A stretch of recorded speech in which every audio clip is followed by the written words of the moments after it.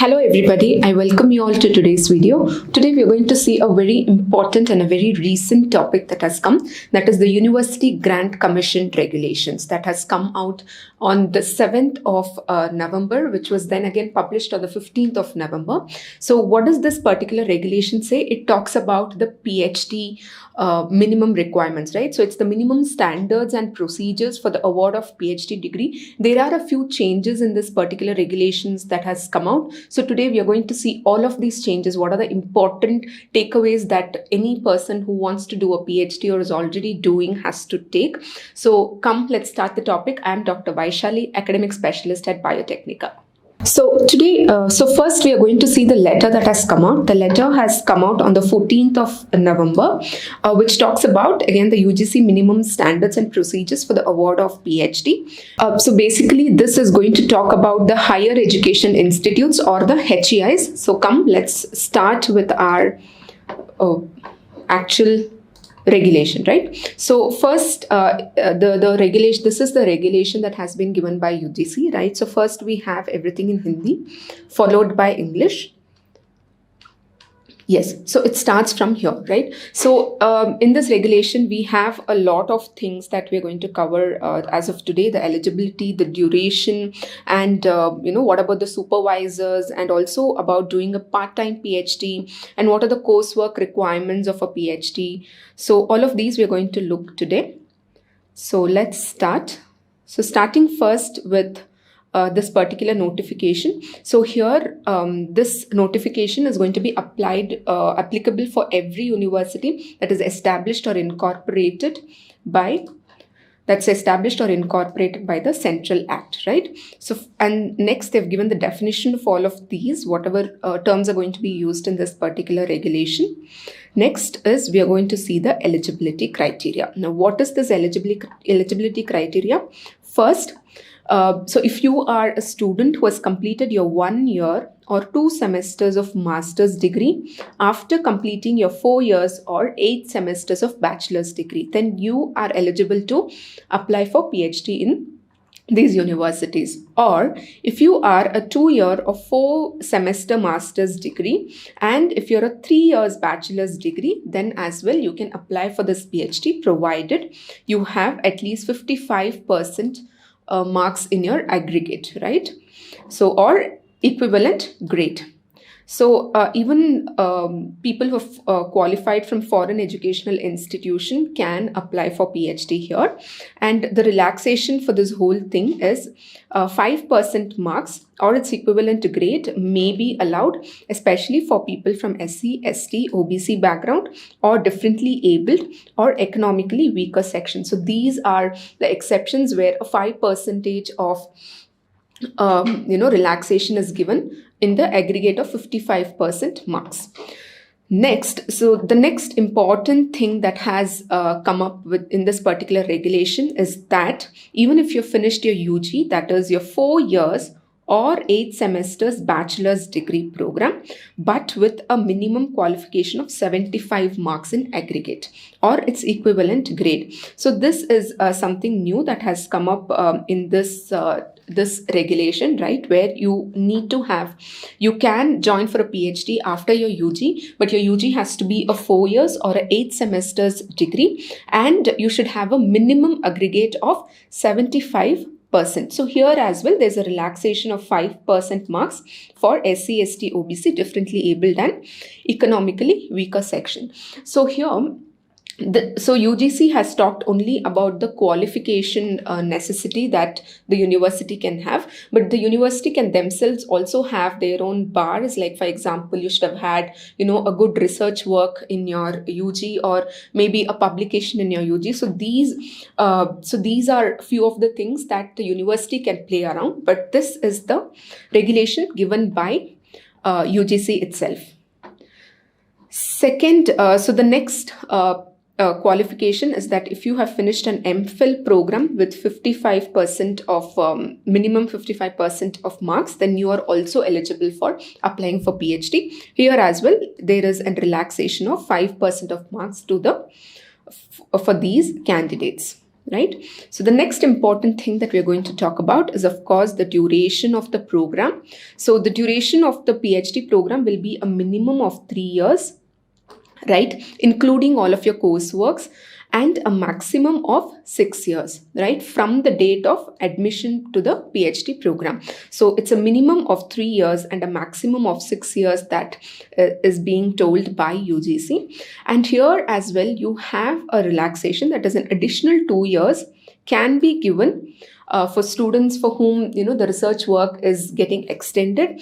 But again, here you will have to re-register in your institution for PhD. So only then this additional 2 years can be given. So however, it should not exceed this 8 years. So this is what is the duration of this program for any general PhD student who is joining.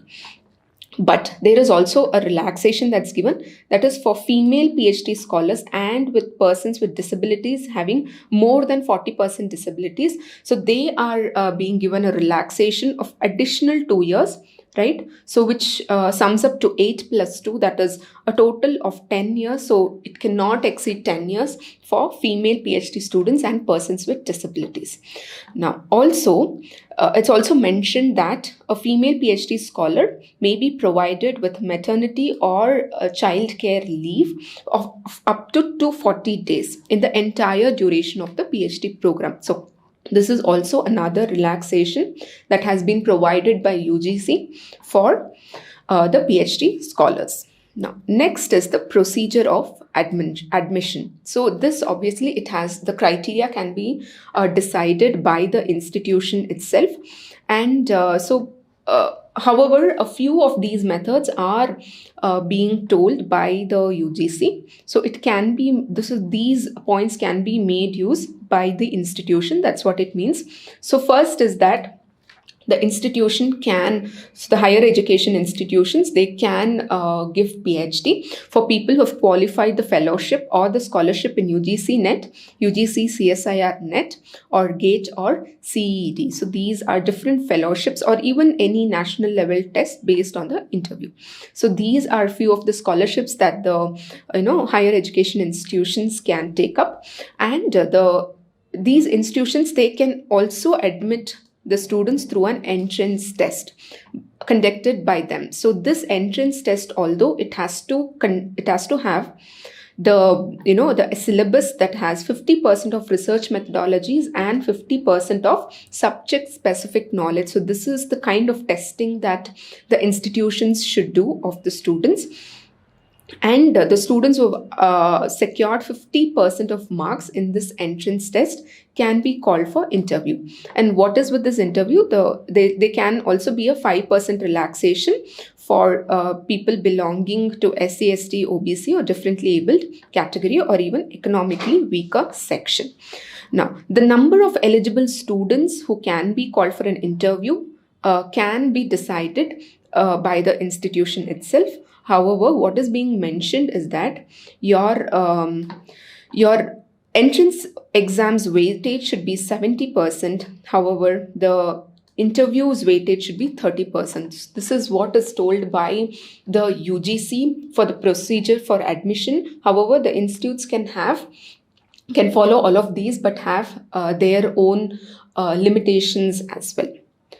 Now, next, and then the universities and the colleges, whichever is eligible to conduct the PhD programs, right? So they have to tell about their number of seats has to be mentioned in their website, as well as the list of PhD supervisors along with the details of the PhD scholars who are working in the lab presently. So all of these details should also be available for the in their website. So this will be helpful for students who are going to join newly, right? You can see who the supervisors are, what is their research work that they're doing, who are the PhD scholars who are under these supervisors. So all of this information will really come handy for all those of you who are applying for PhD. So this is a good thing, and it has to also be updated every academic year. So this is also one of the regulation that UGC has come up with. Next is who can be a research supervisor. This is mostly for institution, right? So here As well, a professor or an associate professor has to have at least 5 research publications, and an assistant professor has to have at least 3 research publications. So this is what is a research supervisor should be. So they can also be co-supervisors, right? And their role would be different. Now, so how many PhD scholars can a professor take? So that is what this is. An eligible professor, associate professor, or an assistant professor can guide up to 8, 6, or 4 scholars. That is, a professor can guide 8 scholars, associate professor 6, and assistant professor 4 PhD scholars, right? And there is an relocation. If a female PhD scholar has to relocate because of marriage or otherwise, the research data shall be allowed to be transferred to the higher education institute to which the scholar intends to relocate, provided all the other conditions in these regulations are followed, and the research work does not pertain to the projects sanctioned to the parent institute or the supervisor by any funding agency. That is, if you are a female scholar and you have to relocate to a different location, right? You can go and transfer your research work from your parent institution to that particular new institution, provided your research is not being funded by any funding agency, right? So such scholars shall, however, give a due credit to the parent institution and the supervisor for the part of research that is already undertaken. So this has to be taken care of. Right. Next is about the coursework. So what are the courseworks and the credit requirements that a scholar should have? So the credit requirements for PhD coursework is a minimum of 12 credits, right? All PhD scholars, irrespective of the discipline, shall be required to be trained in teaching or education, pedagogy, or writing related to their chosen PhD subject. And they should also be assigned 4 to 6 hours per week of teaching or research assistantship for conducting tutorial or laboratory work and evaluation. So this is also something that UGC has given in their regulation. So a PhD scholar must obtain a minimum of 55% marks or the equivalent grade in the UGC 10-point scale in their coursework. So only then they'll be eligible to be given the degree itself. So these are a few of the coursework and the credit requirement that we have. So after this, another important thing that we're going to see is about the part-time mode, right? So if any PhD scholar wants to take a part-time mode, then what is the regulation that has come up? So first of all, the institution should get the no objection certificate from the company that you're working. For example, you're working in a company A. So company A has to give the no objection certificate to the PhD institution that you're going to pursue in. So this no objection certificate should contain all of these. That is, that the candidate is permitted to pursue studies on a part-time basis. His or her official duties permit him or her to devote sufficient time for research, and if required, he or she will be relieved from the duty to complete the coursework. So these are the information that has to be present in the no objection certificate that's being given by your company to the institution. Right? And the next important thing is also that grant of MPhil degree is not there anymore. So the higher education institution shall not offer the MPhil program anymore. So these are the most important points that we discussed today. So if you want more details, do go up to the website of UGC, and they have the PDF there, so you can go and have a look as well. So I'm sure this information was super helpful for all those of you who are going to do PhD. And yes, do let us know if you want any more such videos. Thank you so much, and see you all in the next video.